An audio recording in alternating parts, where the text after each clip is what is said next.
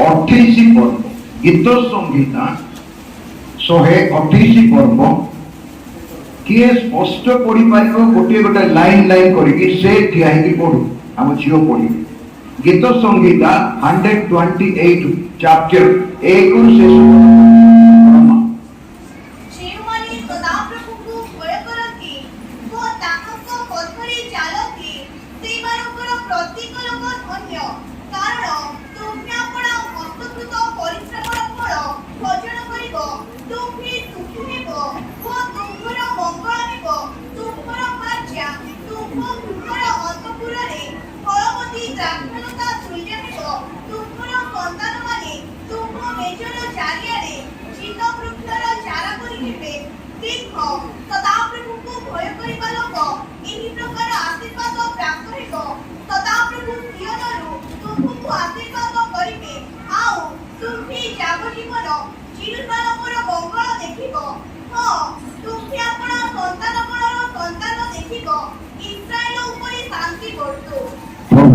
करंतु एटा ईश्वर वाक्य एति आगुरी कहली गाई घर कथबार्ता करवा परिवार कथबार्ता करवा सबुठार बहुत बड़ विषय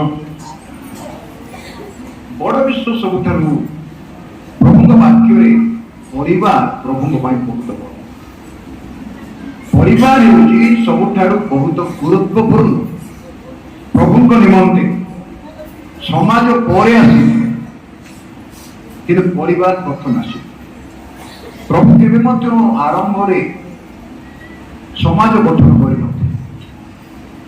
मनुष्य समाज गठन कर प्रभु समाज प्रथम परिवार गठन कले आम बापा माँ आदम और हवा ये उद्यान परिवार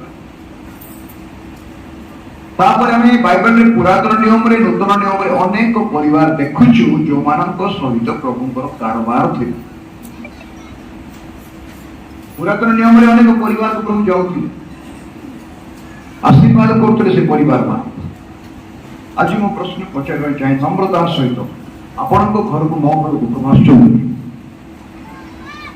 आम परिवार मध्य आसुंच कहले से जाऊे बेथानी को रक्त मांस धारी बेथानी को जाऊे मार्था मरियम घर को से रक्त मांस धारी आपण भाया मो भाया मनीष यक्ष घर को जाऊे आपण भाया मो भाया मनीष से समरिया स्त्री से समरिया जो भौणी जी जीशु को डाकिक नेला गाँ को घर को प्रभु जाऊे जायरसर घर को प्रभु जाते पीतर शाशु माँ को देखा प्रभु जाते अनेक परिवार प्रभु जाऊ जो घर को जाऊे लिखा जाए से घरे जीशु अच्छा बोली जन रोग होता कौन होता जन रोग बोले कौन माँ गहली तो होता जन रोग बोले कोलाहल हो से घर को से आसुंच मनकर प्रभुर किए गोटे दास आपको गायबा आसवे आपको घरे प्रार्थना करुवे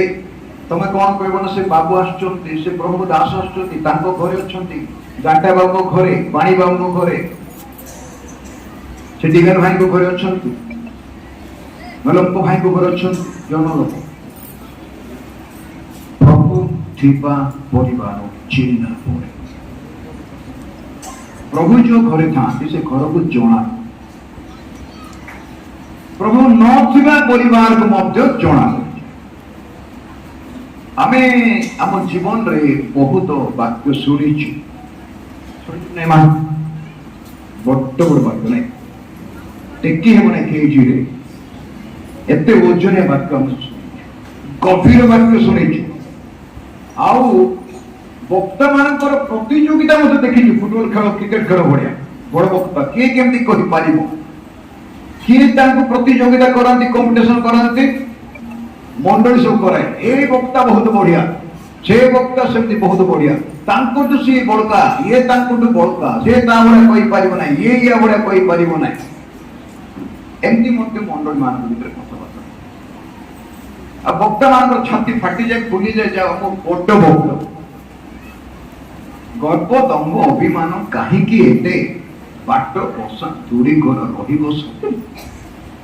एतर देख जेरुसलेम कन्या माने कोटी थे जेरुसलेम कन्या माने Good. Come on. Quick. Post. ତମ ସାଙ୍ଗସାଥି କିଏ କରୁଥିଲେ ଡାକି କାଣ୍ଡ ନାହିଁ ମା ଆସିଥା ହଉ ଭଲ ସୋ ସେଥିପାଇଁ ପରିବାର କାହାର ପରିବାର ସେ ଦେଖିବା ଏଠି କାହାର ପରିବାର କିଏ ପରିବାର ଲୋକ ବସୁଛନ୍ତି ପରିବାର ଲୋକ କିଏ ଅଛନ୍ତି ତାଙ୍କର ପରିବାର ନାହିଁ ଏକଲା ତମେ ରହୁଛ ବାପା ନାହିଁ ମା ନାହିଁ ଭାଇ ନାହିଁ ଭଉଣୀ ନାହିଁ ସ୍ୱାମୀ ନାହିଁ ସ୍ତ୍ରୀ ନାହିଁ ଜେଜେ ବାପା ଜେଜେ ମା ଅଜା ଆଈ ମଉସା ମାଉସୀ ପିସା ପିସି ସମସ୍ତଙ୍କର ପରିବାର ଅଛି ସମସ୍ତଙ୍କର ପରିବାର ଅଛି ନା ନାହିଁ ଅଛି ତ ଦେଖାନ୍ତୁ କାହିଁକି ଏକଲା ହେଇଯାଉଛନ୍ତି ଏକଲା ରହିବା ପାଇଁ ଚାହୁଁଛନ୍ତି କି ମଣିଷ ଏକଲା ବଞ୍ଚି ପାରିବ ମଣିଷ ଏକଲା ବଞ୍ଚି ପାରିବ ଭାବ ନାହିଁ ପରିବାର କଲେ ମୁଁ ସ୍ୱାମୀ ସ୍ତ୍ରୀକୁ କହୁଛି ବୋଲିକି କେତେ ପିଲାମାନେ ସେମିତି ବୁଝିଲେ ହାତ ଉଠେଇଲେ ନାହିଁ ପରିବାର କଲେ ମୁଁ କହୁଛି ବାପା ମା ଥିବେ ଭାଇ ଭଉଣୀ ଥିବେ ସାନ ଭାଇ ଭଉଣୀ ଜେଜେ ବାପା ଜେଜେ ମା ଏଥିପାଇଁ ତ ମୁଁ କରେ ମୁଁ ତମର ଅଜା ବୋଲି ଆମେ ଗୋଟେ ପରିବାର ହେଇକି ଅଛୁ ଶାନ୍ତି ଆନନ୍ଦ ପ୍ରେମ ଭିତରେ ଆମେ ରହୁଛୁ ଗୋଟେ ଘରେ ଥାଉଛୁ ଦୁଃଖ ସୁଖ ଉଠଉଛୁ ଦୁଃଖ ସୁଖ ଦେଇକି ଯାଉଛୁ ଶାନ୍ତି ଦେଇକି ଯାଉଛୁ ଆନନ୍ଦ ଦେଇକି ଯାଉଛୁ ଦୁଃଖ ଆସିଲେ ସମସ୍ତେ ଦୁଃଖ ଦେଇକି ଯାଉଛୁ କଷ୍ଟ ଆସିଲେ ସମସ୍ତେ କଷ୍ଟ ଅଭାବ ଆସିଲେ ସମସ୍ତଙ୍କ ଅଭାବ ପଇସା ପତ୍ର ଦରକାର ରୋଗ କଷ୍ଟ ବ୍ୟାଧି ଏଥିରୁ ପ୍ରଭୁମାନଙ୍କୁ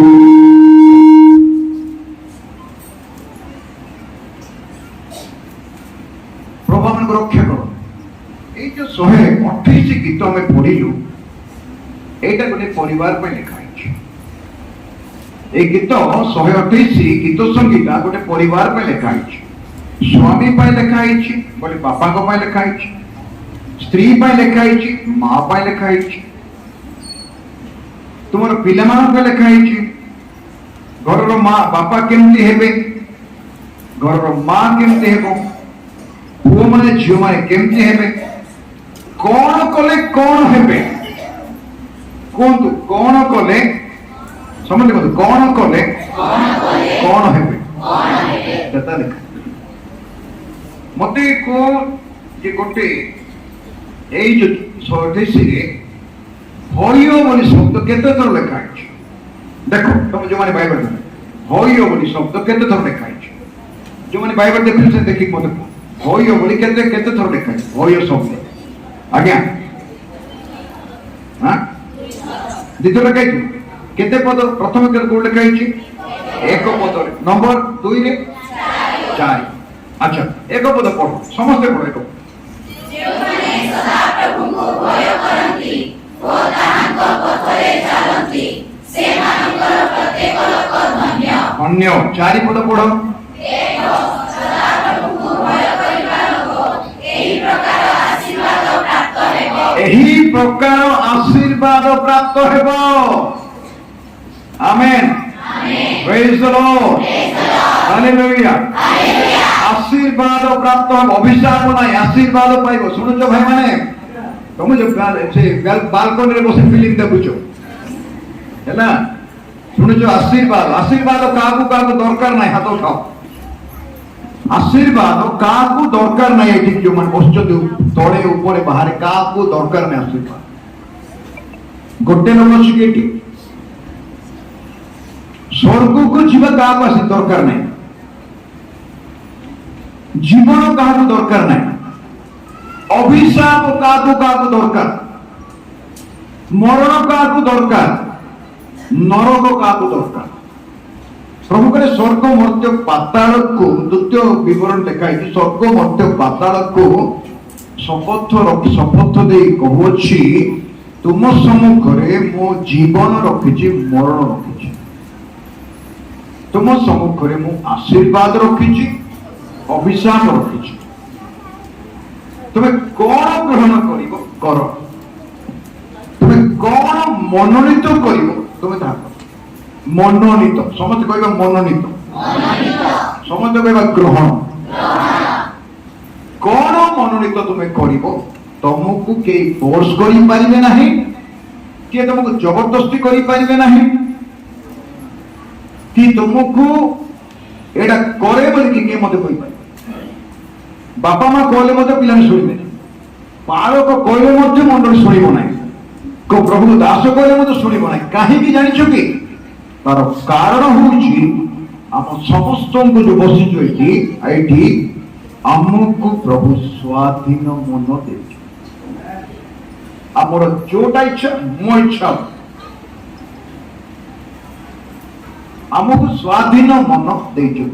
ଯୋଉଦିନ ଏ ଫଳ ଖାଇବ ନାହିଁ ପ୍ରଭୁ, ଏ ଫଳ ଖାଇବ ନାହିଁ ବାପା ମା, ଆଦମ ହବା ଯୋଉଦିନ ଖାଇବ ସେଇଦିନ ଗ୍ୟାରେଣ୍ଟି ମରିବ, କହିବାର ଗ୍ୟାରେଣ୍ଟି ମରିବ।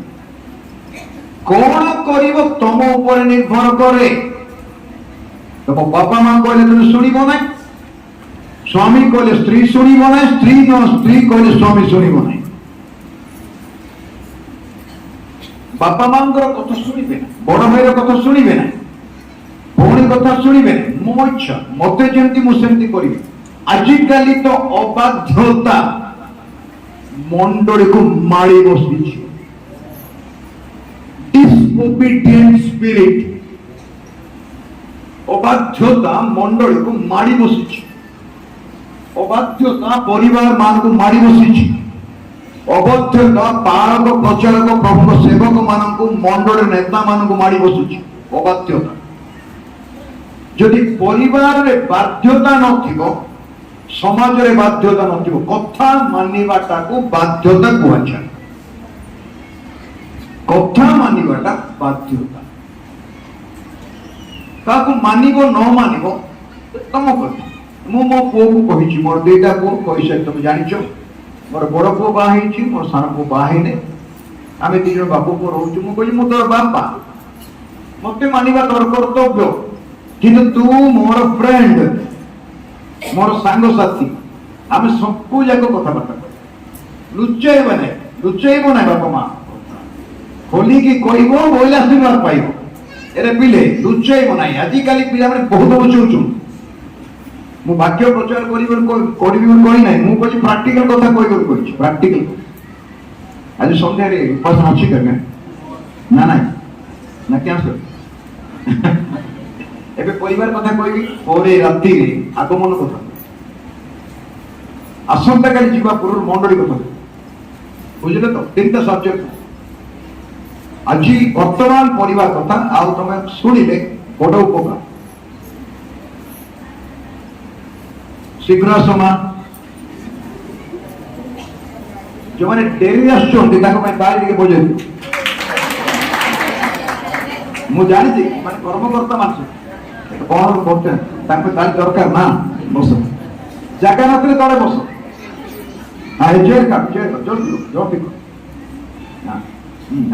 ତଳେ ବସିଲେ ଆଶୀର୍ବାଦ, ଚେୟାରରେ ବସିଲେ କିଛି ପାଇବ। ଏ ଚେୟାର ଲୋଭ ଛାଡି ଦିଅ ହେଲା। ଯୋଉଦିନ ତମେ ଚେୟାର ଖୋଜିବ, ଯୀଶୁ କଣ କଲେ? ଚକ୍ଷୁ ଉପରେ ବସୁଛୁ, ବାପା ମୁଁ ତଳେ ଠିଆ ହେଇଛି, ତଳକୁ ଆ ବୋଲି ତଳକୁ କଲେ ଡିଗ୍ରୀ ଗଛ ବୋଲି ଚକ୍ଷୁ ବସିଲା। ଆଜିକାଲି ନେତା ମାନେ ସବୁ ଉପରେ ବେଦିରେ, ଏଇଟା ଡ୍ରାମା ଷ୍ଟେଜ ଯେମିତି ନାହିଁ ସେମିତି ଜାଗାରେ ବସିବା ପାଇଁ ଚାହାଁ, ଏଇଟା ଦରକାର କହିବା। କିନ୍ତୁ ପୋଜିସନ ବଡ ବିଷୟ ନାହିଁ, ପୋଜିସନର ମୂଲ୍ୟ ବଡ ବିଷୟ, ପୋଜିସନ ପାଇଥିବା ଡ୍ୟୁଟି ବଡ ବିଷୟ। ଓକେ, ଏଥିପାଇଁ ଏବେ ମୁଁ କହୁଥିଲି, କଣ କହୁଥିଲି, ପରିବାର ଆଶୀର୍ବାଦ ଯୁକ୍ତ ପରିବାର ହେବା ଦରକାର। ଦେଖାଯାଇଛି ଯେଉଁମାନେ ସଦାପ୍ରଭୁଙ୍କୁ ଭୟ କରନ୍ତି, ନମ୍ବର 1 ପଏଣ୍ଟ, ଭୟ କରନ୍ତି। କଣ କରନ୍ତି? ଭୟ କରନ୍ତି। କଣ କରନ୍ତି? ଅଛି କି ଆଜି ଆମ ଭିତରେ ପ୍ରଭୁ ଭୟ? ତମେ ନିଜକୁ ପଚାର, କାହାକୁ ପଚାର ନାହିଁ, ମୋ ଭିତରେ ପ୍ରଭୁ ଭୟ ଅଛି କି? ବାପା ମାଙ୍କୁ ଦେଖିଲେ ଭୟ କରୁଛି କି? ମୁଁ ବାଳକଙ୍କୁ ଦେଖିଲେ ଭୟ କରୁଛି କି? ପ୍ରାଚୀନଙ୍କୁ ଦେଖିଲେ ଭୟ କରୁଛି କି? ବଡ ଭାଇ ବଡ ଭଉଣୀକୁ ଦେଖିଲେ ମୁଁ ଭୟ କରୁଛି କି? ମୁଁ ମୋର ସ୍ୱାମୀକୁ ଭୟ କରୁଛି କି? ସ୍ୱାମୀ କହିବ ମୁଁ ମୋ ସ୍ତ୍ରୀକୁ ଭୟ କରୁଛି କି? ଦୁଇ ରକମର ଭୟ କି? ସ୍ତ୍ରୀ ସ୍ୱାମୀକୁ ଭୟ କରିବା ଅଲଗା ବିଷୟ, ଆଉ ସ୍ୱାମୀ ସ୍ତ୍ରୀକୁ ଭୟ କରିବା ଅଲଗା ବିଷୟ। ଦେଖ ଭୟଙ୍କର ବିଷୟ, ମୁଁ କହିଲେ ତମକୁ ଭଲ ଲାଗିବ ନାହିଁ। କେତେ ସ୍ୱାମୀ ମାନେ ସ୍ତ୍ରୀକୁ ଭୟଙ୍କର ଭୟ କରନ୍ତି, ବାଢକୁ ଡର ଲାଗେ। ଅନେକ ସ୍ତ୍ରୀ ମାନେ माने स्वामी को भय करते केते स्त्री माने विद्रोह करते कथा मानती नहीं भय करते नहीं प्रत्येक कथार उत्तर दियंती एफिसी 5 पर पाउल कहले स्वामी बसीभूत हो विवाहित लोक मान जो बसीचु स्वामी बसीभूत सर्व विषय बसीभूत हो आज केतटा परिवार रे स्वामी प्रति बसीभूत हेबा स्त्री जे कर्तव्य एटा शिक्षा दिया जाउची मंडली रे बा पालन करा जाउची सेठी पाउलंको द्वारा पवित्र आत्मा कहिले एफिसी मंडली को पाउलंकर पत्र खोलंतु 5 पर्व का सुनतु कौन लिखा जाइछि 22 पद हे के पढ़िला तू कौन बाहे की बस के विवाहित से बोल तुम हां हां स्त्री माने हां हां हां बसीभूत हो आउ गोटे पद पढ़ आउ टिके तळ पढ़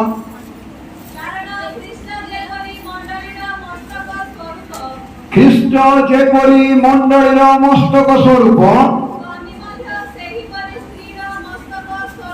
स्वामी स्त्रीर मस्तक स्वरूप तापरे हाँ ख्रीष्ट मंडलीर त्राणकर्ता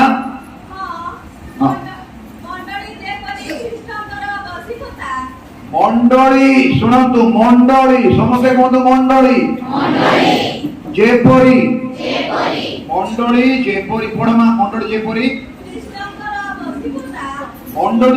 ख्रीष्टंकर बसीभूता स्त्री माने मध्य सबु विषय ओके थैंक यू मां थैंक यू बस एटा होची एक्सरे मशीन स्कैनिंग मशीन एटा एमआरआई करिबाटा एबे जेते मां माने मोर भौणी माने बसचते विवाहिता भौणी माने आ जेते आपण विवाहित पुरुष माने निजको टिके स्कैनिंग मशीन रे पकई कि देखिबा जे ए जो पदगुडा काम छियो बर्तन पडिले ए पद भितरे मोर लाइफटा केमति अछि सबु विषय मंडली ख्रीष्टंकर बसीभूत फोटो सुनो सबु विषय मंडली ख्रीष्टंकर बसीभूत हेबा दरकार सबु विषय 99.9 सेही प्रकार स्त्री मध्य अपना स्वामी 100% बसीभूत कथा मानिब अधिकार को मानिब मोर स्वामी बोली मानिब मनुष्य पुरुष मुखापेक्षा नहीं बाइबल सामने बड़ नहीं ख्रीष्टन कोठारे समस्त समान ख्रीष्टन कोठारे समस्त समान भूल बुझिब नहीं दिगाल भाई आसिक हमको एमती करके गड़बड़ करे दिले को नहीं गला नहीं मु सेटा कहू नहीं प्रेम रे बांधिबा पाए एटा कहूची स्वामी स्त्री परिवार बापा मां केमती प्रेम रे एकता रे रहिबे सेठी पई बाक्य देखाई आ एटा प्रभु को वाक्य यथेष्ट ताको मानिबा पड़िबो आम वाक्य मो वाक्य मानिबा दरकार नहीं को वक्तार वाक्य मानिबा दरकार नहीं को बालकर वाक्य मानिबा दरकार को बालक हुंतु वक्ता हुंतु प्रभु दास हुंतु आपण हुंतु मु हुए जदि प्रभु वाक्य कहूछ वाक्य ही कहिबा गुड़िया मिश्रा करिबा नहीं कंप्रोमाइज करिबा नहीं सब विषय बसीभूत सब विषय कौन कौन सब विषय आप जानी सब विषय बस हेले आम देखी पारुछु जे जोटा पढ़िलु आमे से लेखा जी पढ़िल आसत पॉइंट को जीवा थोड़े बुझीगले ना एते सुंदर वाक्य पढ़े मेसेज पढ़े एते भल लगे जो माने एक पद के पढ़िबो सहज एक पद आउथि पढ़ो जे माने सदा प्रभु भय करंती तांको पथरे चलंती धन्य बस धन्य कहले इंग्रजी लिखा है ओरिजिनल भाषा रे ब्लेसेड ब्लेसेड कहले धन्य बोले आशीर्वाद युक्त धन्य शब्द अर्थ होची ब्लेसिंग आशीर्वाद ଚାରିରେ କଣ ଲେଖାଅଛି ମା? ଚାରି ପଦ ଦେଖ। ଏହି ପ୍ରକାର ଆଶୀର୍ବାଦ ପାଇ ଆଶୀର୍ବାଦ এই প্রকার কোন প্রকার আশীর্বাদ সেইটা উপরକୁ লেখা ହେଇଛି। 2 পদ 3 পদ যে লেখা ହେଇଛି এই প্রকার আশীর্বাদ পাই। ଏବେ ଆମେ ସମସ୍ତେ କହିଲୁ ଯେ ମୋତେ ଆଶୀର୍ବାଦ ଦରକାର। ଏ ଗାଁରେ ଆମ ପ୍ରିୟ ଗାଇବା ଗାଁରେ କାହାକୁ ମଧ୍ୟ ଅଭିଶାପ ଦରକାର ନାହିଁ। କୋଉ ଗାଁରେ ମଧ୍ୟ କାହାକୁ ମଧ୍ୟ ଦୁଷ୍ଟ ଲୋକକୁ ମଧ୍ୟ ଆଶୀର୍ବାଦ ଦରକାର। ଗୋଟେ ଦୁଷ୍ଟ ଲୋକ ହେଇଥିବ ସେ ମଧ୍ୟ ସ୍ୱର୍ଗକୁ ଯିବା ଦରକାର। ମୁଁ କେତେ ଥର କହିଛି ଗାଁରେ, ମୁଁ ବହୁତ ସମାଧି ଦେଖିଛି। କିଏ କିଏ ସମାଧି ଦେଖିଛି? ସମାଧି ସମାଧି ସମାଧି ଦେଖିଛୁ ନାହିଁ? ମଶାଣୀ ସମାଧି ତ ଦେଖିଛୁ ନାହିଁ? ସବୁ ସମାଧିରେ ପୋତିଥିବେ, ନହେଲେ ପୋଡ଼ିଥିବେ, ଆଉ ଗୋଟେ ତିଆରି କରିଥିବେ। କଣ ଲେଖିଥିବେ ସେଠି? ସ୍ୱର୍ଗତ। କୋଉଠି ଦେଖିଛ? ନରକତ ଲେଖିବ। ନରକଦଙ୍କ ଭାଇ, ନରକଦଙ୍କ ଭଉଣୀ ଗଲେ ଦେଖାଇଛି। ମୁଁ ପୃଥିବୀରେ ବହୁତ ସମାଧି ଖାଲି ସ୍ୱର୍ଗତ କାଢ଼ି। କିଏ ନରକକୁ ଯିବା ପାଇଁ ଚାହାନ୍ତି ନାହିଁ? ଦୁଷ୍ଟ ହେଇଥିବ, ନରହତ୍ୟାକାରୀ ହେଇଥିବ, ଗଣ୍ଡଗୋଳକାରୀ ହେଇଥିବ, ପାପ କରୁଥିବ, ଧର୍ଷଣ କରୁଥିବ, ସରକାର ଦୃଷ୍ଟିରେ, ପ୍ରଭୁ ଦୃଷ୍ଟିରେ, ସମାଜ ଦୃଷ୍ଟିରେ ଘୃଣା ବ୍ୟକ୍ତି ହେଇଥିଲେ କୋଉଠିକି ଯିବା ଦରକାର? ସ୍ୱର୍ଗ ଗଲେ ନରକ ପ୍ରଭୁ ଅଛି, କିନ୍ତୁ ଲୋକ ଚାହୁଁନି ସ୍ୱର୍ଗ। ଆମକୁ ଆଶୀର୍ବାଦ ଆଜି ଏଇଟା କହିଲେ ଆଶୀର୍ବାଦ ଏ ଗାଁରେ ଆଶୀର୍ବାଦ। ଯେତେବେଳେ ଆମେ ଏଠିକି ଆସିଲୁ ବାକ୍ୟ ଯେତେବେଳେ ପ୍ରଚାର ହେଲା, ଏଟା ସେ ବୟସ ସାରେ ଲୋକ ଗ୍ରହଣ କଲେ। ପିଲାମାନେ ଲୋକମାନେ ଗ୍ରହଣ କଲେ, ସେ ବାକ୍ୟ ଗ୍ରହଣ କଲେ। ଏମିତି ହାତରେ ଧରିଲେ, ସେଇଟା ଅନ୍ତରରେ ଧରିଲେ, ଯୋଉଟା କୁହାଗଲା ସେଇଟା କଲେ। ଅବାଧ୍ୟ ହେଇନାହାନ୍ତି, ବିଶୃଙ୍ଖ ହେଇନାହାନ୍ତି, ବିଦ୍ରୋହ କରିନାହାନ୍ତି, ସମାଲୋଚନା କରିନାହାନ୍ତି। କିଛି କିଛି ଲୋକ ପସନ୍ଦ କଲେ ନାହିଁ। ଆଉ ଯୋଉ ବାକ୍ୟ କୁହାଗଲା, ଆଜି ମୋ କେତେ ବର୍ଷ ହେଲା, 42-43 ବର୍ଷ କାଳ ହେଲା ଏଠିକି ଆସିକି, ଆଜି ଆଖରି ମୁଁ କୁମା ଏଇ ଗାଁ ଯୋଉ ଗାଇବା ଗାଁ, ଆଉ ସେପଟେ ଆପଣଙ୍କ ଜୋରଦାର ଗାଁ, ଅନ୍ୟ ଗାଁ ସବୁ ମୁଁ ବୁଲିଛି। ଏ ଗାଁ ମାନଙ୍କରେ ପ୍ରଭୁଙ୍କର ଆଶୀର୍ବାଦ ଦେଖୁଛି। ମୁଁ ଆଉ ପିଲାମାନଙ୍କୁ କହିବା ପାଇଁ ଚାହୁଁଛି, ତମେ କଥା ମାନିବ, ଗ୍ୟାରେଣ୍ଟି ଆସିବ। ତମେ ପ୍ରେଜ ଦ ଲର୍ଡ ହାଲେଲୁୟା କହିବା କଥା ନାଇଁ କି? ପାଣି ଧରିବା ପାଇଁ ହାଲେଲୁୟା କରିବ ନା ପଡବ? ସାଙ୍କେ ହାଲେଲୁୟା ପଡବ। ତମେ ସାଣ୍ଡି ସ୍କୁଲ ପିଲା ହାଲେଲୁୟା ବୋଲି ପାଣକୁ କହିଲେ କା ତମେ କହିବନି, ତମେ ନିଜେ ମଝିରେ ହାଲେଲୁୟା କୁହ, ଭଲ ଲାଗେ। ଆମେନ୍ ବୋଲି କୁହ, ପ୍ରେଜ ଦ ଲର୍ଡ ତମକୁ ପସନ୍ଦ ଲାଗେ। ପଛରେ ଆଶୀର୍ବାଦ। ଯେଉଁ ଲୋକ ପ୍ରଭୁଙ୍କୁ ଭୟ କରିବ, ନମ୍ବର 1, ନମ୍ବର 2 କଣ? ତାଙ୍କ ପଥରେ ଚାଲିବ। ତା ପଥରେ ଚାଲିବ। ଆରମ୍ଭରେ କଣ ଲେଖା ହେଇଛି? ଯେଉଁମାନେ ସଦାପ୍ରଭୁ ଆମ ବାପା ସଦାପ୍ରଭୁ ଭୟ କରିବେ, ଆଉ ତାଙ୍କ ପଥରେ ବା ପ୍ରଭୁଙ୍କ ପଛରେ ଚାଲିବେ, ତାଙ୍କ ପଥରେ ଚାଲିବେ, ଅବାଟରେ ଯିବେ ନାହିଁ, ଅବାଟରେ ଯିବେ ନାହିଁ। ମୁଁ ଟିକେ ପିଲାମାନଙ୍କୁ କୋଶିଶ କରୁଛି, ପ୍ରଭୁ ଦାସ ହିସାବରେ, ତମର ଆଙ୍ଗେଲ ହିସାବରେ, କୌଣସି ବିଷୟ ପିଲାମାନେ ତମେ ସ୍କୁଲରେ କଲେଜରେ ପଢୁଛ, ବର୍ତ୍ତମାନ ଘରେ ରହୁଛ, ପାଖରେ ପଢୁଛ, ପାରାକୁଣ୍ଡରେ ପଢୁଛ, ଫୁଲପୁରରେ ପଢୁଛ, ହାଇଦ୍ରାବାଦରେ ପଢୁଛ, କି ବେଙ୍ଗଲୋରରେ ପଢୁଛ, କି ବମ୍ବେରେ ପଢୁଛ, କି ଦିଲ୍ଲୀରେ ପଢୁଛ, କି ଆଉ କୋଉଠି ପଢୁଛ, ତମେ ଯୁଆଡେ ଥିଲେ ମତେ ବାପା ମାଙ୍କ ନିମନ୍ତେ ଖୋଲା ହେଇକି ହବ, ଖୋଲା ଚିଠି, ଖୋଲା କାଗଜ ଭଳିଆ ହବ। ଯଦି ତମେ ଲୁଚେଇଲ, এটা মতো କହିଦେଉଛି, ମନେ ରଖିବ, ଯଦି ତମେ କଥା ବାପା ମାଙ୍କୁ ଲୁଚେଇବ, ତମ ଉପରେ ଯୋଉ ବିପଦ ଆସିବ ସେଇଠୁ ତମେ ରକ୍ଷା କରିପାରିବ। ବାପା ମାଙ୍କୁ ଲୁଚେଇବ ନାହିଁ କୌଣସି କଥା, ଭୁଲ ଥାଉ ଠିକ ଥାଉ, ତମେ ବାପା ମାଙ୍କୁ ଖୋଲି କର, ମନ ଖୋଲି, ମୁଁ ଭୁଲ କରିଦେଲି ବାପା ମା, ଗୋଟେ ଭୁଲ କରିଦେଲି, ଏଇଟା ମୁଁ କରିବା କଥା ନାହିଁ। ମୁଁ ସାନ ବର୍ଷ ରହୁଛି, ମୋ ପୁଅ 27 ବର୍ଷ 28 ବର୍ଷ ଚାଲିଛି। କେବେ ଛୋଟ ଛୋଟ କଥାରେ କେବେ କେବେ ଆମେ ବାପା ପୁଅ ଭିତରେ ଆର୍ଗୁମେଣ୍ଟ, ମାନେ ମୁଁ ତ କେତେ କଥା କହିଲେ ତାକୁ ପସନ୍ଦ ନାହିଁ, ହେଲେ ସେ ମତେ ରିପ୍ଲାଏ ଦେବ, ମନେକର ମତେ ସେ ଉତ୍ତର ଦେବ, ରାଗିକି ନାହିଁ କି ଗଣ୍ଡଗୋଳ ନାହିଁ, କିନ୍ତୁ ସେ ମତେ ରିପ୍ଲାଏ ଦେବ, ତାକୁ ସେ ପସନ୍ଦ ନାହିଁ, ବାପା ଡାଡି ଯୋଉଟା କହୁଥିଲେ ପସନ୍ଦ ନାହିଁ। ତାପରେ 4 ଘଣ୍ଟା 5 ଘଣ୍ଟା ପରେ କୋଉଠି ଗୋଟେ ଥିବ ଫୋନ କରି ଡାଇରେକ୍ଟ ଆମ୍ ସରି, ମୁଁ ସରି, ମୁଁ ଦୁଃଖିତ, ନହେଲେ ସେ ଲେଖିକି ଦେଇଥିବ ହ୍ୱାଟ୍ସଆପରେ ଆମ୍ ସରି। ଶୁଣୁଛ କି ବାପା ମାଙ୍କୁ କଥା ଲୁଚେଇବ? କାମ ବାପା ମାଙ୍କ କଥା ଲୁଚେଇବ? ଭୁଲ କରି ବି କହିବ, ଠିକ କରିବ। ଆଚ୍ଛା ବାପା ମା କେବେ କାହାର ପିଲାଙ୍କର ଅମଙ୍ଗଳ ଚାହାନ୍ତି କି? ଆଜ୍ଞା ଚାହାନ୍ତି କି ରେ? ତମେ ଯୋଉ ଡ୍ରେସ ଗୁଡାକ ପିନ୍ଧୁଛ ନା ମା, ଆଉ ପୁଅ ମାନେ ଝିଅ ମାନେ, ଆମ ଟାଇମରେ ଥିଲା କି? ଥିଲା କି ଆମ ଟାଇମରେ ସେଇ ଡ୍ରେସ? ତମେ ଯୋଉ ଜୋତା ପିନ୍ଧୁଛ 2000 3000 ଟଙ୍କାର, ଆମ ଟାଇମରେ 15 ଟଙ୍କାର ଚପଲ ନ, ଏରେ ପିଲେ ମୁଁ ଛିଣ୍ଡା ଚପଲ ପିନ୍ଧିକି ବୁଲୁଛି, ପିନ୍ କୋଟା ମାରି,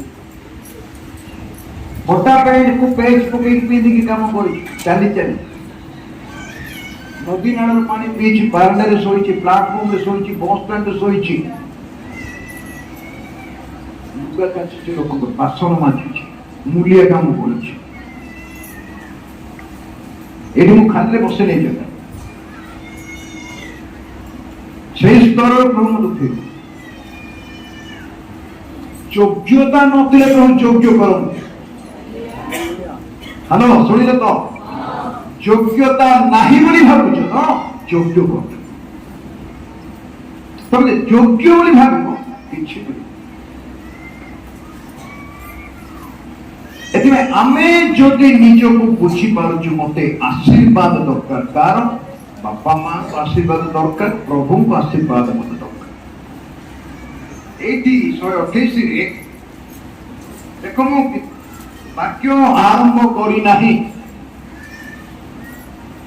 128 ଲେଖାଯାଇଛି, ଦୟାକରି ଆସ ମୋ ସହିତ ଶୀଘ୍ର ଶୀଘ୍ର, ଯେଉଁମାନେ ପ୍ରଭୁଙ୍କ ପଛରେ, ଯେଉଁମାନେ ସଦାପ୍ରଭୁଙ୍କୁ ଭୟ କରନ୍ତି ଓ ତାହାଙ୍କ ପଥରେ ଚାଲନ୍ତି, ସେମାନଙ୍କ କାରଣ ତୁମେ 2 ପଦରେ, କାରଣ ତୁମେ ଆପଣ ହସ୍ତକୃତ ପରିଶ୍ରମର ଫଳ ଭୋଜନ କର। କାହାକୁ କୁହାଯାଉଛି? ଘରର ବାପାଙ୍କୁ କୁହାଯାଉଛି।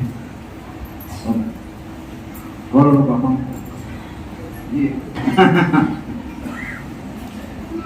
3 ଜଣ ବାପାଙ୍କ ପାଇଁ ଲେଖା ହେଇଛି। 1 2 ପଦ, 3 ପଦରେ ମାଙ୍କ ପାଇଁ, ଘରର ଯିଏ ମା ବା ସ୍ତ୍ରୀ, ଆଉ 3 ପଦର ଦ୍ୱିତୀୟରେ ପିଲାମାନେ, ଯେଉଁମାନେ ସଦାପ୍ରଭୁଙ୍କୁ ଭୟ କରନ୍ତି, ତାଙ୍କ ପଥରେ ଚାଲ। ସେଇ ବିଷୟଟାକୁ ଘରର ବାପାଙ୍କ ପାଇଁ ସମ୍ବୋଧନ କରାଯାଇଛି। କାରଣ ତୁମେ ହସ୍ତକୃତ ପରିଶ୍ରମର ଫଳ ଭୋଜନ କରିବ। ହାତରେ ପରିଶ୍ରମ କରିକି ଭଲ, ଚାକିରି କର, ମୂଲିଆ କାମ କର, ନହେଲେ ତମେ ବ୍ୟବସାୟ କର, ଆଉ ଯେକୌଣସି କାମ କର, ପରିଶ୍ରମ, ନିର୍ଦ୍ଦିଷ୍ଟ କାମ, ଠକି ଭଣ୍ଡିକି ନାହିଁ, ଶୂନ୍ୟ ପାଇବାଟା ନାହିଁ, ହସ୍ତକୃତ ପରିଶ୍ରମର ଫଳ। 400 ଟଙ୍କା ପାଇବ, ମାନେ 4000 ଟଙ୍କା ପାଇବ, ନା 40000 ଟଙ୍କା ପାଇବ, କିନ୍ତୁ ପରିଶ୍ରମ କରିପାରିବ। ଲେଖା ହେଇଛି, କାରଣ ତୁମେ ଆମର ହସ୍ତକୃତ ପରିଶ୍ରମର ଫଳ ଭୋଜନ କର। ଯଦି ଆମେ ପରିଶ୍ରମ କରିକି ମୁଠେ ଖାଉଛୁ, ତମେ ଜାଣିଛ ସେଟା କଣ ଆଶୀର୍ବାଦ। ଅନେକ ସମୟ ଲୋକମାନେ ପରିଶ୍ରମ କରନ୍ତି ନାହିଁ କିନ୍ତୁ ଖାଆନ୍ତି ଅଧିକ। ହାଲୋ ଶୁଣୁଛ ତ? ପରିଶ୍ରମ କରନ୍ତି ନାହିଁ କିନ୍ତୁ ଖାଆନ୍ତି ଅଧିକ। ଅଧିକ ଖାଇବା ପାଇଁ ଲୋକଙ୍କର ପସନ୍ଦ, ବିନା ମୂଲ୍ୟରେ ଖାଇବା ପାଇଁ ଲୋକଙ୍କ ପସନ୍ଦ। ଠିକ ଅଛି, କିଏ ଡାକିଲା ଖାଇବେ ଅଲଗା କଥା, କିନ୍ତୁ ପରିଶ୍ରମର ଫଳ ପରିବାର ଲୋକମାନେ ପରିଶ୍ରମ କରିକି ଖାଆନ୍ତି। ଆପଣଙ୍କ ଘର, ମୋ ଘରେ ସମସ୍ତେ ଆମେ ପରିଶ୍ରମ କରିକି ବଞ୍ଚୁଛୁ।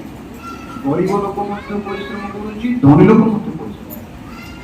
ହେଲେ ପରିଶ୍ରମକୁ କେବେ ଅଗ୍ରାହ୍ୟ କରିବ ନାହିଁ, ଅସ୍ୱୀକାର କରିବ ନାହିଁ, ଅସନ୍ତୁଷ୍ଟ ହେବ ନାହିଁ। ପରିଶ୍ରମ କର। ପ୍ରଭୁ ଯୀଶୁ ପରିଶ୍ରମ କରୁଥିଲେ। ନାଜରିତର ବଢେଇର ପୁଅ ପରିଶ୍ରମ କରୁ, କର୍ମ କରୁ, ଆଉ 3 ବର୍ଷ 6 ମାସ ପ୍ରଭୁଙ୍କର ସେବା କରେ। ରେଷ୍ଟ ତାଙ୍କର ନଥିଲା। जे परिश्रम करिबो ताकू प्रभु उत्तम विश्राम देबे। जे परिश्रम करिबो प्रभु ताकू उत्तम विश्राम, शारीरिक विश्राम नहीं, आत्मिक विश्राम। हे परिश्रम तो भारतवर्ष मो प्रकाश मु तुमको देवी अपना जुआड़ी मोहर जुआड़ी आपण ऊपर खेम तुम्हें कहीं विश्राम पाइब कौन लिखा माथ्यू से जगह पद ना कौन कहते कौन लिखा हे परिश्रम तो भारतवर्ष किए पाइला पढ़ पाए देखिए ना पढ़ पढ़ हाँ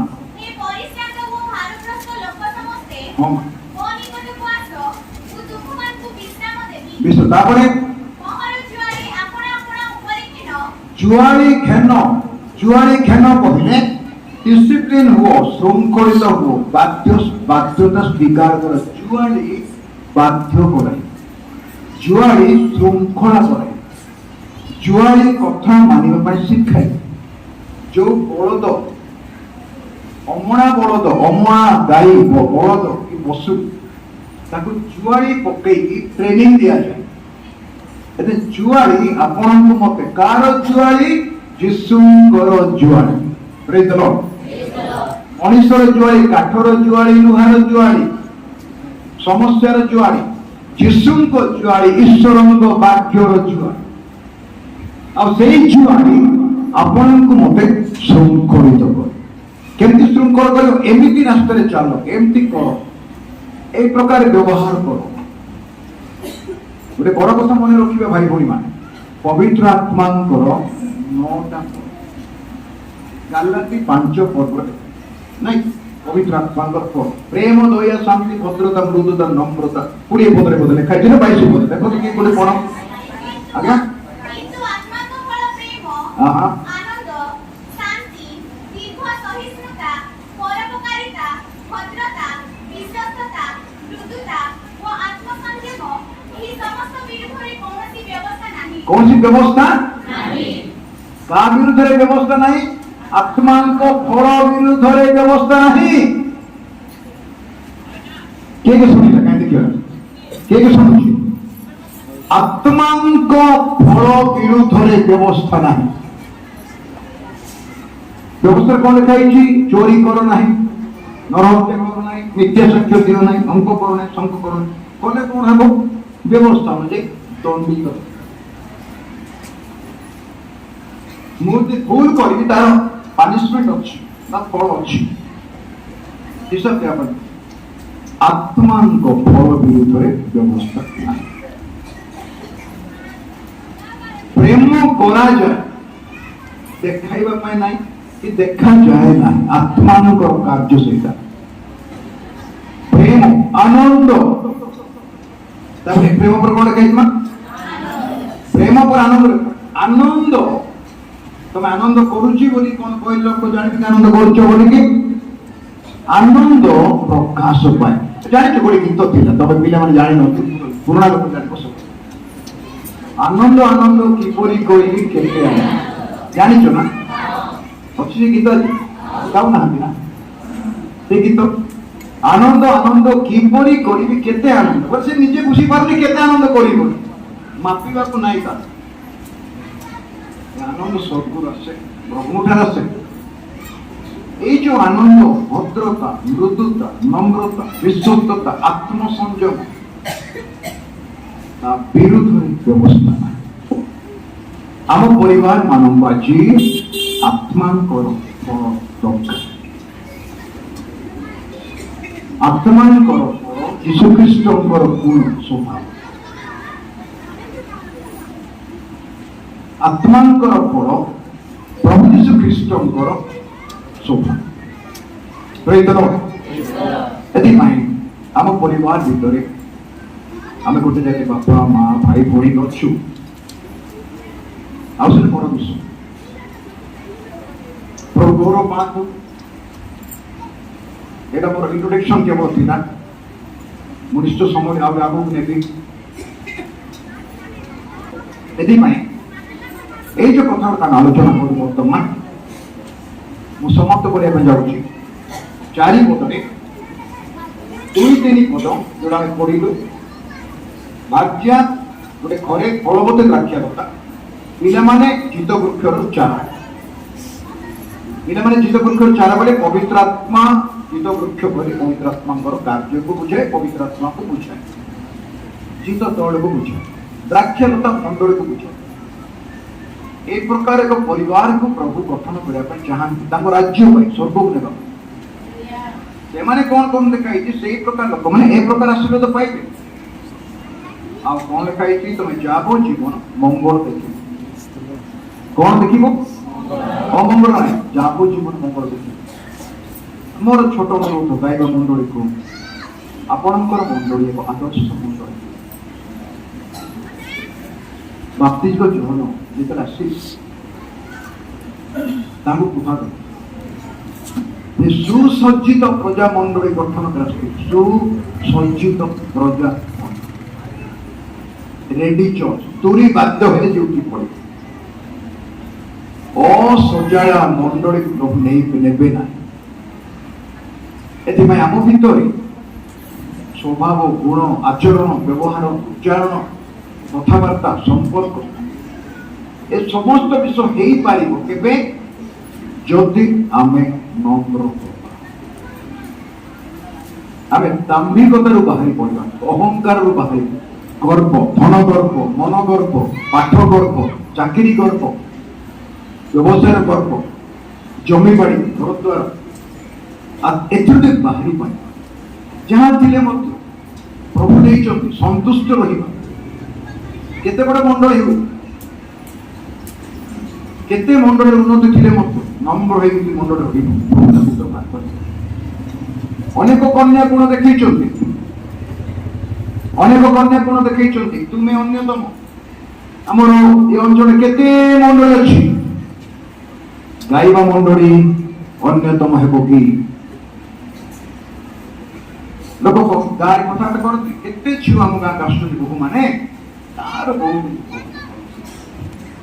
ତୁଳନା ନାହିଁ। କେତେ ଝିଅ ଏ ଗାଁରେ ବାହା ହେଇଛନ୍ତି ଯେ ସେଇ ଘରର ବହୁ ପିଲା ଏତେ ଭଲ। ଆଉ ମତେ କହିବେ ଏତେ ଝିଅ ମାନେ ଏ ଗାଁରେ ବାହା ହେଇଛନ୍ତି, ଏ ଝିଅଟା ଏତେ ଯଦି ଭଲ ଥିବ ତ ପ୍ରଶଂସା, ଭଲ ନଥିଲେ ପ୍ରଶଂସା ନା କଣ କଣ ନିନ୍ଦା। ଆମକୁ ନିନ୍ଦା ଦରକାର ନା ପ୍ରଶଂସା ଦରକାର? ପ୍ରଶଂସା। ଗାଇବା ମଣ୍ଡଳୀ ଏମିତି ମଣ୍ଡଳୀ ହେଉ, ମୁଁ ଆସୁନାହିଁ ସତ କଥା, କିନ୍ତୁ ଏଇ ମଣ୍ଡଳୀ ପାଇଁ ମୁଁ ପ୍ରାର୍ଥନା କରୁଛି। ମୋର ଆସିବା ପାଇଁ ଭଲ ନାହିଁ, ତମେ ଦେଖିଲେ ବସିଲା ଭିତରେ ମତେ ଟିକେ ଭଲ ଲାଗିଲା। ମୁଁ ଏମିତି ହେଉଛି, ଏଥିପାଇଁ କୁଆଡେ ଯାଉନାହିଁ। ମୋର କହିବାର ଅର୍ଥ ହଉଛି ଆମେ ଏକ ସୁସଜ୍ଜିତ ପରିବାର, ଏକ ସୁସଜ୍ଜିତ ମଣ୍ଡଳୀ, ତାପରେ ସୁସଜ୍ଜିତ ଖ୍ରୀଷ୍ଟ ପରିବାର। ଯୋଉଟା ସୁସଜ୍ଜିତ ପ୍ରଭୁ ଆସିଲା ବେଳେ ଯୋଉମାନେ ରେଡି ହେଇକି ଥିବେ ପଢିବେ। ମୁଁ ତୁମ ପାଇଁ ସ୍ଥାନ ପ୍ରସ୍ତୁତ କରିବାକୁ ଯାଉଛି, ସ୍ଥାନ ପ୍ରସ୍ତୁତ କଲେ ପୁନର୍ବାର ଫେରିବି। ଯୋହନ 14:1-2-3। ତୁମମାନଙ୍କ ହୃଦୟ ଉଦ୍ବିଗ୍ନ ନ ହେଉ, ତୁମେମାନେ ଈଶ୍ୱରଙ୍କ ଠାରେ ବିଶ୍ୱାସ କର, ମୋ ଠାରେ ମଧ୍ୟ ବିଶ୍ୱାସ କର। ମୋର ପିତାଙ୍କ ଗୃହରେ ଅନେକ ବାସସ୍ଥାନ ଅଛି, ଯଦି ନଥାନ୍ତା ତାହେଲେ ମୁଁ ତୁମମାନଙ୍କୁ କହିଥାନ୍ତି। ମୁଁ ତୁମମାନଙ୍କ ନିମନ୍ତେ ସ୍ଥାନ ପ୍ରସ୍ତୁତ କରିବାକୁ ଯାଉଛି। ପୁଣି ମୁଁ ଯାଇ ତୁମମାନଙ୍କ ନିମନ୍ତେ ସ୍ଥାନ ପ୍ରସ୍ତୁତ କଲେ ପୁନର୍ବାର ଆସିବି। ଆଉ ମୁଁ ଯେଉଁ ସ୍ଥାନରେ ଥାଏ, ତୁମେମାନେ ମଧ୍ୟ ଯେପରି ସେଇ ସ୍ଥାନରେ ରହିବ, ସେଥି ନିମନ୍ତେ ତୁମମାନଙ୍କୁ ଆପଣା ନିକଟକୁ ଘେନିଯିବି। এই বিষয়টাকে আজ সন্ধ্যায় ମୁଁ କହିବା ପାଇଁ ଯାଉଛି। এই 14:1-2-3 ପ୍ରଭୁ ଅନୁଗ୍ରହ କଲେ। ସେଇ ଗୋଟେ ବିଷୟ ଆମେ ଧ୍ୟାନ କରିବା ସରେଇବା ପୂର୍ବରୁ, ମୁଁ ସ୍ଥାନ ପ୍ରସ୍ତୁତ କରିବାକୁ ଯାଉଛି। କଣ କରିବାକୁ ଯାଉଛି ପ୍ରଭୁ କହିଲେ? ଗଲା ପରେ ମୁଁ ଆସିବି, ସେ କହିଲେ କାହାକୁ ନେବି? ତମାନଙ୍କୁ। କାହାକୁ ନେବି? ସେ ଯୋଉ ଜାଗା ପ୍ରସ୍ତୁତ କରିଥିବେ କାହାକୁ ନେବି? ଯାହା ଯୋଉଟା ପ୍ରସ୍ତୁତ କରିଛନ୍ତି ସେଇ ଜାଗାକୁ ଯିବା ପାଇଁ ଯୋଗ୍ୟ ହେବେ। ତାଙ୍କର ଜାଗାକୁ ଯିବା ପାଇଁ ଯୋଗ୍ୟ ହେବା ଦରକାର। ମୁଁ ନୂଆ କଥା କିଛି କହୁନାହିଁ, ଗଭୀର କଥା କହୁନାହିଁ, ପ୍ରସ୍ତୁତି କଥା। ଆପଣ ଆଉ ମୁଁ ପ୍ରସ୍ତୁତ ଥିଲେ ପ୍ରସ୍ତୁତ କରି ଜାଗାକୁ ଯାଇପାରିବେ। ବ୍ୟକ୍ତିଗତ ଜୀବନକୁ ପ୍ରସ୍ତୁତ କରି ରଖିଥିଲେ ଆମେ ତାଙ୍କ ପାଖକୁ ଯାଇ। ଏଥିପାଇଁ ମଣ୍ଡଳୀ ଆଜି ପ୍ରସ୍ତୁତ କାହିଁକି ହେଇପାରିବ? ପ୍ରାର୍ଥନାରେ, ବାକ୍ୟରେ, ସମର୍ପଣରେ, ଏକତାରେ, ପ୍ରେମରେ ନିଜର ଭୁଲ ତ୍ରୁଟି ବୁଝିବ, କ୍ଷମା ମାଗିବ, କ୍ଷମା ଦେବ, ସଂଶୋଧନ କରିବ, ଲୋକ ଦେଖାଇବା ପାଇଁ ନାହିଁ, ପ୍ରଭୁଙ୍କୁ ଦେଖାଇବା ପାଇଁ। ଏତିକି ଯଦି ଗୋଟେ ମଣ୍ଡଳୀ କରିପାରିବ ସରଳତାରେ, ସେ ପ୍ରସ୍ତୁତ ଜୀବନ କାଟି ପାରିବ। ଆଦ୍ୟ ମଣ୍ଡଳୀରେ ଚାରିଟା ନିର୍ଦ୍ଧାରଣ ଥିଲା। ଆଦ୍ୟ ମଣ୍ଡଳୀରେ ଚାରିଟା ନିର୍ଦ୍ଧାରଣ। ପ୍ରେରିତ ମାନଙ୍କର ଶିକ୍ଷା, ଦୁଇ ପର୍ବ ପ୍ରେରିତର 42 ପଦ ଗୋଟେ, ପ୍ରେରିତ 2ର 42 ପଦ, ପ୍ରେରିତ ମାନଙ୍କ ଶିକ୍ଷାରେ, ସହଭାଗିତାରେ, ରୋଟି ଭାଙ୍ଗିବାରେ, ପ୍ରାର୍ଥନା କରିବାରେ ନିର୍ଦ୍ଦିଷ୍ଟ ଚିତ୍ତ ରହିଲେ, ସମସ୍ତେ କହିବା ନିର୍ଦ୍ଦିଷ୍ଟ, ତାଙ୍କ ମନ ପ୍ରାଣ ଦେଇକି ତମେ ଶିକ୍ଷା ଗ୍ରହଣ କରିବ, ଶିକ୍ଷା ଦେବ। ଉତ୍ତମ ସହଭାଗିତା, ମନ୍ଦ ସହଭାଗିତା ନାହିଁ। ପ୍ରଭୁ ବୋଝକୁ ଅବହେଳା କରିବ ନାହିଁ, ରୋଟି ଭାଙ୍ଗିବାଟା ଏବଂ ପ୍ରାର୍ଥନା କରିବା। ଏଇଟା ପ୍ରେରିତ ମାନଙ୍କ ସମର ମଣ୍ଡଳୀ ଜେରୁସାଲେମରେ ଆରମ୍ଭ ହୋଇଥିଲା। ଚାରିଟା ନିର୍ଦ୍ଧାରଣ ମିନଟ, ସେଇ ମଣ୍ଡଳୀ ସେଇ ନିର୍ଦ୍ଧାରଣରେ ଯଦି ଆଜି ଗାଇବା ମଣ୍ଡଳୀ ଚାଲିବ, ଶିକ୍ଷା, ସହଭାଗିତା, ରୋଟି ଭାଙ୍ଗିବା, ପ୍ରାର୍ଥନା କରିବା। ପ୍ରଥମେ କଣ? ଶିକ୍ଷା, ତାପରେ ସହଭାଗିତା, ଦ୍ୱିତୀୟ 3ରେ, ତାପରେ 4ରେ, ଆଉ ଥରେ କୁହନ୍ତୁ, ପ୍ରଥମେ ଈଶ୍ୱରଙ୍କ ସହଭାଗିତା, ତାପରେ ରୋଟି ଭାଙ୍ଗିବା, ତାପରେ ଅତି ସରଳ ବିଷୟ ବାକ୍ୟରେ। এই চারিটা বিষয় যদি মন্ডলী করিপারিলা, ଆଉ କିଛି ନଥାଉ, ତମେ ପ୍ରସ୍ତୁତ ହେଇପାରିବ। ତୁଳି ବାଦ୍ୟ ବାଜିଲେ ତମେ ମୁଁ ଆମେ ସମସ୍ତେ ପ୍ରସ୍ତୁତ ଥିଲେ ତାଙ୍କ ରାଜ୍ୟକୁ ଯାଇ। ଏତେ ପ୍ରଭୁଙ୍କର ଆଶୀର୍ବାଦ ପାଇବା ଲୋକମାନେ ପ୍ରଭୁଙ୍କୁ ଭୟ କରିବେ, ପଥରେ ଚାଲିବେ, ତେବେ ସେମାନେ ପ୍ରଭୁଙ୍କର ଆଶୀର୍ବାଦ ପାଇବେ। ଶେଷ ଆଇବଙ୍କର ପୁଅ ଝିଅ ଥିଲେ କି ନାହିଁ? ଅବ୍ରାହମଙ୍କର ପୁଅ ଝିଅ ଥିଲେ କି ନାହିଁ? ଅବ୍ରାହମଙ୍କର ଯୋଉ ସନ୍ତାନ ମାନେ ଥିଲେ, ଅବ୍ରାହମଙ୍କୁ ପ୍ରଭୁ ଇସାକକୁ ଦେଇଥିଲେ। ଇସାକର ଦୁଇଟା ପୁଅ ଯାକୋବକୁ ଦେଲେ, ଯାକୋବର 12 ପୁଅ। ତାଙ୍କର ବଂଶ, ମୋର ପ୍ରିୟ ଭାଇ ଭଉଣୀ ମାନେ, ପ୍ରିୟ ମଣ୍ଡଳୀ, ଆଜି ପର୍ଯ୍ୟନ୍ତ ଅଛି ଇସ୍ରାଏଲ। ଆଇବର 10ଟା ଛୁଆ ଥିଲେ, 7ଟା ପୁଅ 3ଟା ଝିଅ। ଯେଉଁମାନେ ବିଶ୍ୱ ସୁନ୍ଦରୀ ଥିଲେ, ବିଉଟି କୁଇନ୍। ଆଇବର କୋଉ ପରିବାର କଥା ଲେଖାଇଛି ବାଇବଲରେ? ପିଲାଙ୍କ କଥା ଲେଖାଇଛି। ଆଇବଙ୍କ ବହି ଛଡା ଆଇବଙ୍କର ପିଲାମାନେ ଏମିତି ହେଲା ବୋଲି କୋଉ ଲେଖାଇଛି? କଣ? ଖାଇବା ପିଇବା, ଭୋଜନ ପାନ, ନାଚ ପାର୍ଟି କରିକି ସେମାନେ ଖାଇ ପିଇକି ଧନୀର ଘରର ପିଲା। ଆଇବ ତାଙ୍କ ପାଇଁ ପ୍ରାର୍ଥନା କରୁଥିଲେ, ପିଲାମାନେ ତାଙ୍କ ପାଇଁ ପ୍ରାର୍ଥନା କରୁଥିଲେ। ବାପା ମା ମାନେ ଗାଇବା ମଣ୍ଡଳୀ ନିଜର ପିଲାମାନଙ୍କ ପାଇଁ ପ୍ରାର୍ଥନା କରୁନ ବୋଲି କହୁନାହିଁ, କରୁଛ, କରିବାକୁ ପଡିବ। ଆଉ ପିଲାମାନେ, ତମେ ଖାଲି ବାପା ମା ପ୍ରାର୍ଥନା କରୁଛନ୍ତି କହିଲେ ଯଥେଷ୍ଟ ନାହିଁ, ତମେ ମଧ୍ୟ ନିଜ ପାଇଁ ପ୍ରାର୍ଥନା କରିବ। ଆଇବର ପିଲାମାନେ ତାଙ୍କର ପ୍ରଭୁଙ୍କ ପ୍ରତି ଭୟ ନଥିଲା। ଅବ୍ରାହମର ପିଲାଙ୍କର ପ୍ରଭୁ ପ୍ରତି ଭୟ ଥିଲା। ଯେ ଆଜି ପର୍ଯ୍ୟନ୍ତ ଅବ୍ରାହମଙ୍କର ବଂଶ ଅଛି।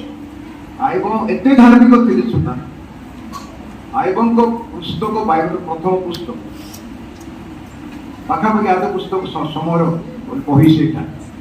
ଆଇବଙ୍କର ପରବର୍ତ୍ତୀ ଯୁଗରେ କଣ ଲେଖା ହେଇନାହିଁ। ଆଇବଙ୍କର ବହି ସଲୋମନଙ୍କ ଲେଖା ହିତୋପଦେଶ, ଉପଦେଶକ, ପରମ ଗୀତ ଠାରୁ ଆହୁରି ଗଭୀର ବାକ୍ୟ ଅଛି ଆଇବଙ୍କ ଗୀତ। ତ ଆଇବଙ୍କର ପିଲାମାନେ 10ଟା ପିଲା ମରିଗଲେ, ଆଉ 10ଟା ପିଲା ଜନ୍ମିଲେ। ଏ 10ଟା ପିଲାଙ୍କର ରେକର୍ଡ ଆଉ ନାହିଁ। Abraham, Isaac, Jacob, Reuben, Judah, Gad, Asher, Benjamin, Naphtali, Issachar, Zebulun, Joseph, Judah ବଂଶରେ ଦାଉଦ, ଦାଉଦ ବଂଶରେ ସଲୋମନ, ଯିଶୁ, ମରିୟମ ଆଦି ବଂଶ। ଗାଇବାରେ ତମେ ଯେତେ କୋଚ ମାନେ ବସିଛ, ତମ ବଂଶ ବଂଶ କଣ ତମେ ଦେଖିବ? ସନ୍ତାନ ମାନଙ୍କର ସନ୍ତାନ କେତେ ପୁରୁଷ, ସେଇଟା ସନ୍ତାନ ମାନଙ୍କର ସନ୍ତାନ, ସନ୍ତାନର ସନ୍ତାନର ସନ୍ତାନ। Abraham, Isaac, ଯାକୋବ। ତମେ 3 ପୁରୁଷ ଦେଖିବ, ତାପରେ ସେମାନେ ଆଉ 3 ପୁରୁଷ ଦେଖିବେ। ଯେଉଁମାନେ ପ୍ରଭୁଙ୍କୁ ପ୍ରେମ କରିବେ, ସହସ୍ର ପୁରୁଷ ପର୍ଯ୍ୟନ୍ତ ଆଶୀର୍ବାଦ କରିବେ। ଯିଏ ପ୍ରଭୁଙ୍କୁ ଘୃଣା କରିବ, କଣ ଲେଖାଇଛି? ଚତୁର୍ଥ ପଞ୍ଚମ ପୁରୁଷ ଦଣ୍ଡଦାତା। ପୁରୁଷ କହିଲେ ବାଇବଲରେ 40 ବର୍ଷକୁ ପୁରୁଷ ଧରାଯାଏ। ଜେନେରେସନ ପୁରୁଷ ମଣିଷ କେତେ ଧରାଯାଏ 40% ଗୋଟିଏ ପୁରୁଷ 4 ପୁରୁଷ କରି କେତେ ବର୍ଷ 40 × 4 କେତେ ଆଜ୍ଞା 160 ଶହେ ପଞ୍ଚମ ପୁରୁଷ ହୁଏ ପଞ୍ଚମ 5 × 40 ପ୍ରଭୁଙ୍କୁ ଭୟ ଯିଏ କରିବ ନାହିଁ ଶୁଣୁଛ କିଏ ଶୁଣୁଛି ପ୍ରଭୁଙ୍କୁ ଜଣେ ଡରିବେ ନାହିଁ ପଞ୍ଚମ ପୁରୁଷ ପର୍ଯ୍ୟନ୍ତ ଦଣ୍ଡ ଯେ ପ୍ରେମ କରିବ ସହସ୍ର ପୁରୁଷ ପର୍ଯ୍ୟନ୍ତ ଆଶୀର୍ବାଦ ପାଇବ ସହସ୍ର 1000 × 40 ରେ କେତେ ହଜାର ବର୍ଷ ହେଲା କେତେ 1000 × 40 ଆଜ୍ଞା 40,000 ବର୍ଷ ଆଶୀର୍ବାଦ ପ୍ରଭୁ ଘୃଣା କଲେ ଏତେ ଦୟାମୟ ଯେ 200 ବର୍ଷରେ ଦଣ୍ଡ 200 ବର୍ଷ ତ ବହୁତ ଦେବେ 200 ବର୍ଷ କହିବ ଲୋକମାନେ କେବଳ 10 ପୁରୁଷ ପର୍ଯ୍ୟନ୍ତ ଈଶ୍ୱର ଦେଶନାଥୀ କରିବେ 10 ବର୍ଷ 10ଟା ପୁରୁଷ ଲେଖାଇଛି ଏଥିପାଇଁ ଆଜି ଗାଇବା ମଣ୍ଡଳୀ ତୁରୀ ବାଦ୍ୟ ପର୍ଯ୍ୟନ୍ତ ରହୁ ବୋଲି ଯଦି କିଏ ଭାବୁଛି ଗୋଟିଏ ମଧ୍ୟ ପରିବାର ଯେମିତି ତୁରୀ ବାଦ୍ୟରେ ରହି ନ ଯାଆନ୍ତି ଏଥିପାଇଁ ପ୍ରଭୁଙ୍କୁ ଯଦି ମଣ୍ଡଳୀ ଭୟ କରିବ ଅନ୍ୟାୟ କରିବ ନାହିଁ ଧାର୍ମିକତାରେ ଆଚରଣ କରିବ ବାପା ମାଙ୍କର ଗୁରୁଜନଙ୍କର ପାଳକଙ୍କର ପ୍ରାଚୀନ ମାନଙ୍କ କଥା ମାନିବ ଏଇଟା ହଉଛି ପ୍ରଭୁଙ୍କୁ ଭୟ କରିବାର ଚିହ୍ନ ଯେ ପ୍ରଭୁଙ୍କୁ ଭୟ କରି କେମିତି ଭୟ ପ୍ରଭୁ ପାଖରେ ଅଛନ୍ତି ଯେ ଭୟ କରିବ ବାକ୍ୟକୁ ଭୟ କରିବ ତମର ପ୍ରଭୁ ଦାସ ବାଳକଙ୍କୁ ଭୟ କରିବ ବାପା ମାଙ୍କୁ ଭୟ କରିବ ବଡ ଭାଇ ବଡ ଭଉଣୀକୁ ଭୟ କରିବ ଭକ୍ତି ଯୋଉଠି ଭୟ ଥାଏ ସେଠି ଭକ୍ତି ଥାଏ ଭୟ 2 ରକମର ଭୁଲ କରିଦେଲେ ଭୟ କରିବ ଖାଲିରେ ମତେ ଭୟ ଭକ୍ତି ଥିଲେ ଭୟ ଏଥିପାଇଁ ଯଦି ଆଜି ଆମର ଓଡ଼ିଶାର ମଣ୍ଡଳୀ ଗଜପତିର ମଣ୍ଡଳୀ କନ୍ଧମାଳର ମଣ୍ଡଳୀ ପ୍ରଭୁ ଭୟ ରହିଲା ତାହେଲେ ଲୋକମାନେ ସତ୍ୟରେ ଆଚରଣ କରିବେ ଆଉ ମଧ୍ୟ ମୋ ପ୍ରିୟ ଭାଇ ଭଉଣୀ ମାନେ ଆମମାନଙ୍କର ଉପାସନା ସେବା ପ୍ରାର୍ଥନା ପ୍ରଭୁଙ୍କୁ ସନ୍ତୁଷ୍ଟ କଲା ଭଳି ହେବା ଦରକାର ସତ୍ୟ ଆତ୍ମାର ଉପାସନା ଯୁକ୍ତିଯୁକ୍ତ ଉପାସନା ଭକ୍ତି ଭୟର ଉପାସନା ଅଷ୍ଟାଦର ଉପାସନା ସତ୍ୟ ଆତ୍ମାର ଉପାସନା ଭକ୍ତି ଭୟର ଉପାସନା ସତ୍ୟ ଆତ୍ମାର ଉପାସନା ଆଉ ଯୁକ୍ତିଯୁକ୍ତ ରିଜନେବଲ ଏଥିପାଇଁ এই ମଣ୍ଡଳୀ ଆପଣମାନେ ନିଜକୁ ଏମିତି ଭାବରେ ଗଠନ କରନ୍ତୁ ପ୍ରଭୁଙ୍କ ବାକ୍ୟ ପ୍ରମାଣେ ଗଠନ କରିବା ପାଇଁ ନିଜକୁ ହେଲେ ଓହ୍ଲାଇବା ପାଇଁ ପଡିବ ତଳକୁ ତାର ଅର୍ଥ କଣ ନମ୍ର ହେବାକୁ ପଡିବ ଭୁଲ ମାନିବାକୁ ପଡିବ କ୍ଷମା ମାଗିବାକୁ ପଡିବ କ୍ଷମା ଦେବାକୁ ପଡିବ ଈର୍ଷା ନାହିଁ ସମାଲୋଚନା ନାହିଁ ଶତ୍ରୁତା ନାହିଁ ବିବାଦ ନାହିଁ ହିଂସା ନାହିଁ ମଣ୍ଡଳୀରେ ପଦବୀ ପାଇବାର ଲାଳସା ନାହିଁ ଯାହାକୁ ଯୋଉଟା ପ୍ରଭୁ କାମ ଦେଲେ ସେଇ କାମ ବିଶ୍ୱସ୍ତରେ କର ଆଚ୍ଛା ହାତର କାମ ଗୋଡ କରିବ କି ମା ଗୋଡର କାମ ହାତ କରିବ କି ଆଖିର କାମ ପାଟି କରିବ କି ଜିଭର କାମ ଦାନ୍ତ କରିବ କି ଖ୍ରୀଷ୍ଟଙ୍କର ମଣ୍ଡଳୀ ତାଙ୍କର ଶରୀର ମଣ୍ଡଳୀ ଖ୍ରୀଷ୍ଟଙ୍କର ଶରୀର ଖ୍ରୀଷ୍ଟ ମଣ୍ଡଳୀର ମସ୍ତକ এটা ଆସନ୍ତାକାଲି ଆଲୋଚନା କରିବା ଖ୍ରୀଷ୍ଟ ମସ୍ତକ ଆମେ ଶରୀର ମସ୍ତକ ମିଶିକି ଥାନ୍ତି ଯିଏ ଯୋଉଠି ଅଛି ସେ ତା ଜାଗାରେ ତାର କାମ କରୁଥିବା ଯୋଗୁଁ ମନ ଶରୀର ଚାଲିଛି ଯଦି ଗୋଡ ମାନିବ ନା ଚାଲିବା ପାଇଁ ଶରୀର ଯାଇପାରେ ହାତ ଯଦି ମାନିବ ନା ଖାଇବା ପାଇଁ ଆଖି ଯଦି ମାନିବ ନା ଦେଖିବା ପାଇଁ ଶରୀର ଚାଲିପାରିବ କି ଅତି ସରଳ କଥା କହୁଛି ଭୁଲ ବୁଝ ନାହିଁ ଆଜି ମଣ୍ଡଳୀ କାହିଁକି ବିଭ୍ରାଟ ହୁଏ ତାର କାରଣ ଯିଏ ଯୋଉଟା ପାଇନି ଆହ୍ୱାନ ସେଇ ଆହ୍ୱାନ କାମ କରୁଥିବା ଯୋଗୁଁ ମଣ୍ଡଳୀ ଯୋଉଟା ଯାହାର ଡ୍ୟୁଟି ଯୋଉଟା ନୁହେଁ ସେଇ ଡ୍ୟୁଟି କରିବା ପାଇଁ ଲୋକ ଚାହାନ୍ତି ଯୋଉଟା ନୁହଁ ମୁଁ ଯୋଉଟା ନୁହେଁ ସେଇଟା ହେବା ପାଇଁ ଚାହିଁଲେ ବିଭ୍ରାଟ ହେବ ଆପଣମାନେ ଯୋଉଟା ନୁହନ୍ତି ସେଇଟା ହେବା ପାଇଁ ଚାହିଁଲେ ବିଭ୍ରାଟ ମଣ୍ଡଳୀ ନିଜର ପୋଜିସନ ବୁଝୁ ଆପଣଙ୍କୁ ପ୍ରଭୁ ଯୋଉ ଜାଗା ଦେଇଛନ୍ତି ସେଇ ଜାଗାରେ ରୁହ ଆଉ ସେଇ ଜାଗା ଅନୁଯାୟୀ କାମ ସେଇ ଜାଗା ଛାଡ଼ି ଅନ୍ୟ ଜାଗା ଗୋଟେ କାମ କରିପାରିବେ। ପ୍ରେଜ୍ ଦ ଲର୍ଡ। ଏଥିପାଇଁ 28 ପର୍ବ ଗୀତ ସଂହିତା ଯୋଉଟା ପଢିଲୁ ପରିବାରକୁ ଆଶୀର୍ବାଦ ଦରକାର। ପରିବାରକୁ ଆଶୀର୍ବାଦ ଆସିଲେ ମଣ୍ଡଳକୁ ଆଶୀର୍ବାଦ ଆଉ ସମାଜ ଆଶୀର୍ବାଦ ଅତି ନମ୍ରତାର ସହିତ ପ୍ରଭୁ ପଛରେ ଚାଲିବା ପାଇଁ ଆମେ ଆଗକୁ ବଢିବା। ପ୍ରଭୁ ଗୌରବ ପାଆନ୍ତୁ। ମୁଁ ଆଉ ଟିକେ ଅଧିକ କହିବା ପାଇଁ ଚାହୁଁଥିଲି କିନ୍ତୁ ବର୍ତ୍ତମାନ ମୁଁ ଅଧିକ ସମୟ କହିପାରୁନାହିଁ। ମୁଁ ପ୍ରଥମେ ଚିନ୍ତା କଲି ଆଜି ଆମେ ଗୋଟେ ପରିବାର ଭଳିଆ ଟିକେ ଆଲୋଚନା କରିବା ଘର କଥା ତାପରେ ପୁଣି ଈଶ୍ୱରଙ୍କ ବାକ୍ୟ କଥା ପରେ କିନ୍ତୁ ପ୍ରଥମେ ପରିବାର ବାପା ମାଙ୍କ ସମ୍ପର୍କ ଭାଇ ଭଉଣୀର ସମ୍ପର୍କ ସ୍ୱାମୀ ସ୍ତ୍ରୀର ସମ୍ପର୍କ ସାହି ପଡ଼ିଶାର ସମ୍ପର୍କ ଭାଇ ଭଉଣୀର ସମ୍ପର୍କ ବନ୍ଧୁବାନ୍ଧବଙ୍କର ସମ୍ପର୍କ ସ୍ତ୍ରୀ ଲୋକଙ୍କର ସମ୍ପର୍କ ଉପରେ ସବୁ ନିର୍ଭର ଯୀଶୁଙ୍କ ସହିତ ଆମର ସମ୍ପର୍କ। ଏଥିପାଇଁ ସମ୍ପର୍କ ଅତି ଗୁରୁତ୍ୱପୂର୍ଣ୍ଣ ବିଷୟ। ପ୍ରଭୁ ସମସ୍ତଙ୍କୁ ପ୍ରଚୁର ଆଶୀର୍ବାଦ।